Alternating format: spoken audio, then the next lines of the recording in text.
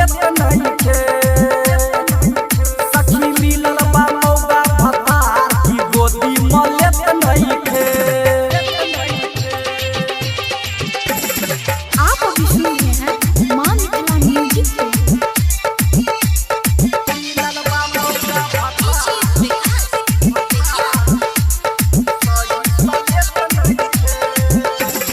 केतनो कही उत धरे न पजरा राती के मोना भागेला बहरा।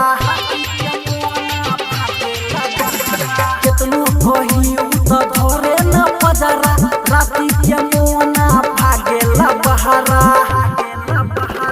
केतनो पियाई दूध ओकरा सेक नहीं खे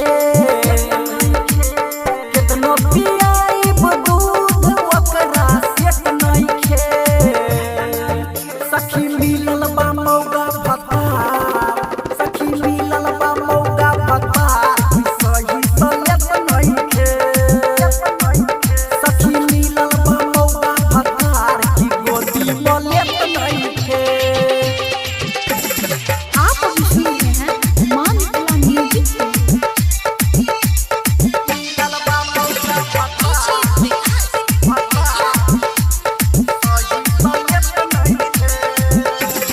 टाइट जौबन हमर कहरे न ढीला सेजिया पर सैया होखे न गीला। हे सखी